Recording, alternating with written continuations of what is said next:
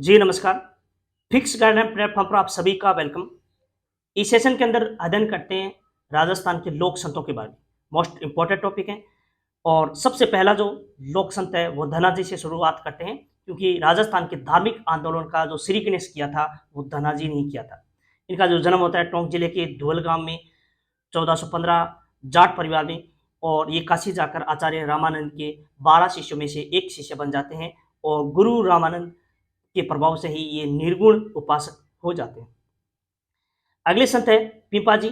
और ये खिंची राजपूत पिंपा जो गांगरोन झालावाड़ के शासक थे, जिसका जन्म 1425 में होता है। ये भी काशी जाकर रामानंद के 12 शिष्यों में से एक शिष्य बन जाते हैं। और दिल्ली के सुल्तान फिरोज शाह तुगलक से संघर्ष में ये विजय प्राप्त करते हैं। और पिंपा के निवेदन पर आचार्य रामानंद अपने शिष्य से द्वारका यात्रा पर जाते हुए गांगरोन ये पधारते हैं। और घूमते हुए टोंक पहुंच जाते हैं। और वहां के जो शासक होते हैं सूरसेन, उनको अपना शिष्य बना लेते हैं। वो पुणे गागरोन जाते हैं और आहू और काली सिंध नदी के पवित्र संगम पर एक गुफा बनाकर वहां पे रहते हैं। फिर ये बाड़मेर जिले में जाते हैं और समदड़ी गांव के पिंपा जी का भव्य मंदिर, यहाँ पर अनेक इनके जो प्रमुख अनुयायी हैं वहाँ पे दर्जी समाज के प्रतिवर्ष चैत्र शुक्ल पूर्णिमा को विशाल मेला आयोजित होता है। और दर्जी समाज के ये कुल देवता भी माने जाते हैं। इनकी प्रमुख हस्तलिखित जो ग्रंथ है वो चितामणि कहलाती हैं। और ये पिंपा जी मूर्ति पूजा के गौर विरोधी थे।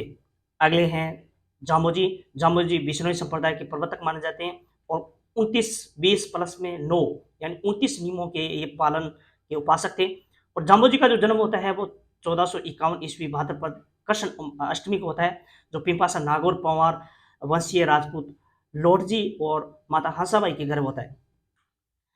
माता पिता के देहांत के बाद में ये माता पिता के देहांत के बाद में ये अपने गृह त्याग कर देते हैं। और समराथल बीकानेर इसी स्थान पर 1485 में बिश्नोई संप्रदाय का प्रवर्तन किया था।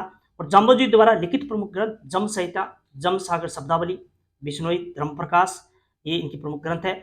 और 1536 ईस्वी में लालासर जो गांव में इनका शरीर त्याग देते हैं। इसके निकट गांव तालवा यानी वर्तमान मुकाम में यहाँ की इनकी समाधि स्थल है। और वर्ष में 2 बार मेला पड़ता है, एक तो फागुन, एक आश्विन अमावस्या को। अगले जो संत हैं जसनाथ जी हैं। इनका जो जन्म होता है 1482 में कतरिया सरगांव बीकानेर में। और जसनाथ जी संप्रदाय के प्रवर्तक रहे हैं। और इस संप्रदाय में 36 नियमों का प्रतिपादन किया जाता है। और हमीर जी ज्ञानी जाट और रूपादे का ये पुत्र माने जाते हैं। और गोरख मालिया बीकानेर में ये 12 वर्ष तक कठोर तपस्या करते हैं। और जसनाथ जी ने लोहा पांगल नामक तांत्रिक का घमंड चकनाचूर किया था। और राव लूणकर बीकानेर को राजपद का आशीर्वाद किया था। इनके चमत्कारों से प्रभावित होकर दिल्ली के सुल्तान सिकंदर लोदी ने कतरिया सर में भूमि अपन दान दी थी। और 1500 ईस्वी में जसनाथ जी द्वारा जामोजी का परस्पर मिलन होता है। और जसनाथ जी आश्विन शुक्ल सप्तमी और 1506 ईस्वी 24 वर्ष कतरिया सर में जीवित समाधि ले ली।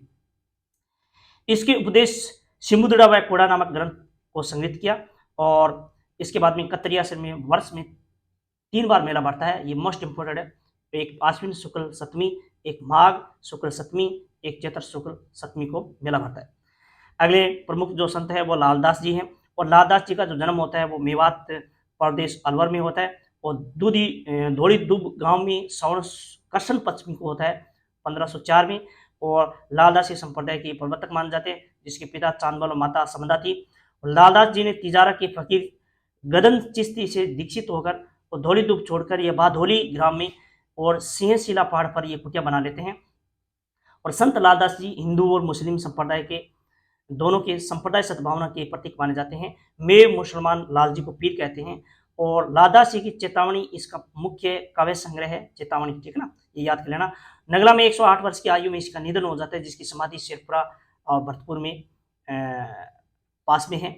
और जहाँ पर आश्विन मास की एकादशी व माघ पूर्णिमा को यहाँ पे मेला बढ़ता है, ठीक है ना। तो आगे नेक्स्ट हरिदास, जिसका जन्म डीडवाना वर्तमान नए जिले में, इसका जन्म कापड़ोद गांव में होता है। और 1455 ईस्वी में हुआ था। निरंजी संप्रदाय के संस्थापक माने जाते हैं। मूल नाम हरिराम या फिर हरि सिंह सांकड़ा। और प्राण में से लूटपाट इनका प्रमुख पेशा था। 1513 ईस्वी में इन्होंने बौद्ध ज्ञान प्राप्त किया, अपना जो नाम हरिदास रख लिया। इस संप्रदाय में परमात्मा को अलख निरंजन या हरि निरंजन कहा।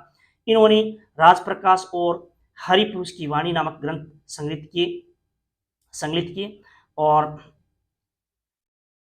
इनका जो देहांत हो जाता है वो डीडवाना में हो जाता है। नेक्स्ट अगले जो संत हैं वो दादू दयाल जी हैं, जिसे राजस्थान की कबीर जी कहा जाते हैं। इनका जन्म अहमदाबाद गुजरात 1544 में होता है।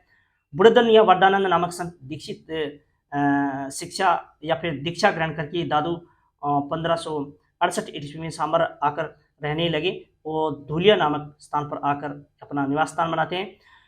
1575 में दादू अपने 2500 शिष्यों के साथ अजमेर चले गए और 14 वर्ष तक वहां पे रहते हैं। और दादू ने 1585 ईस्वी में मुगल सम्राट अकबर से भेंट करते हैं और फतेहपुर सीकरी की यात्रा करते हैं। वहां पे सभासदों को उपदेश भी देते हैं।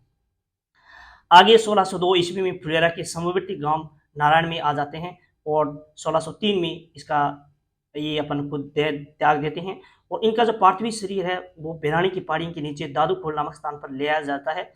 और दादू के ब्रह्म जीव जगत और मोक्ष पर अपने उपदेश सरल भाषा में संदूकड़ी में देते हैं। संदूकड़ी इसकी बोली है। संदूकड़ी में इनके प्रमुख ग्रंथ लिखे हुए। तो दादू जी वाणी दादूरा धुआ नामक इसके प्रमुख जो ग्रंथ जिसमें दादू जी के उपदेश लिखे हुए।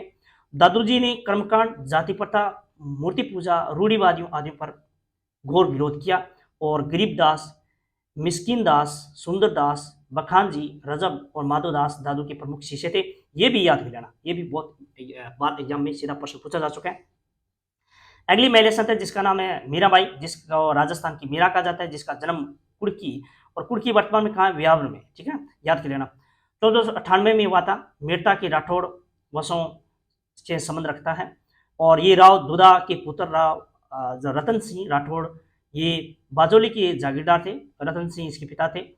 इनका विवाह होता है 1516 ईस्वी में राणा सांगा के ज्येष्ठ पुत्र भोजराज से होता है और देवर राणा विक्रमादित्य होता है। मीरा अंतिम समय गुजरात द्वारिका के डागोर स्थित रणछोड़ मंदिर में चली गई और 1547 ईस्वी को अपने गिरधर गोपाल में विलीन हो गई। अगली जो महिला है संत है रानाबाई, जिसे राजस्थान की दूसरी मीरा कहा जाता है, जिसका जन्म हरवाना मकराना में वर्तमान में ये डीडवाना कुचामन जिले में हुआ और शेखा या वैशाख शुक्ल तृतीया को इसका जन्म माना जाता है।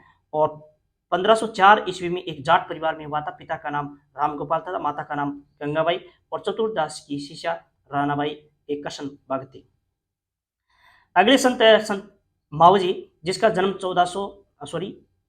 1714 ईस्वी में सांवला गांव में हुआ था और निष्कलंक यानी पवित्र व पाप रहित इसका प्रमुख इसका शाब्दिक अर्थ होता है। निष्कलंक संप्रदाय का इनकी स्थापना ही संत मावजी ने की थी।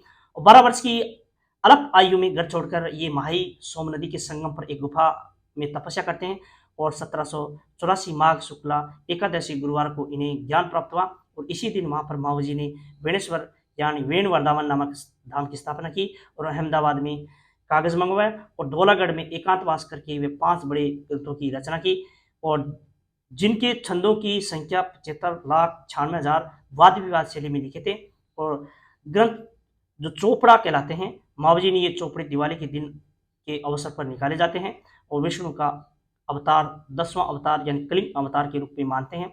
मुख्य जो मंदिर है सांबला, ये डूंगरपुर में स्थित है। वेणेश्वर धाम पर शुक्ल पूर्णिमा को सोम जाखम माही नदियों की त्रिवेणी संगम मना हुआ है। अगले संत की बात करते हैं रामचरण। इसका जो जन्म होता है सोडागाम जयपुर में माघ शुक्ल चतुर्दशी 1719 वैश्य कुल में इसका जन्म होता है। इनका जो मूल नाम होता है रामकिशन विजयवर्गीय होता है। मेवाड़ के दांतड़ा ग्राम में महाराणा कृपाराम जी जो 1751 ईस्वी में ये दीक्षा लेते हैं और मूर्ति पूजकों द्वारा परेशान रामचरण पुडाड़ा जो गांव भीलवाड़ा चले जाते हैं और साफरा नियंत्रण प्राप्त कर साफरा चले गए और साफरा के नरेश रण सिंह ने इसने रहने के लिए एक छतरी का निर्माण करवाया और 1798 में साफरा में निधन हो जाता है।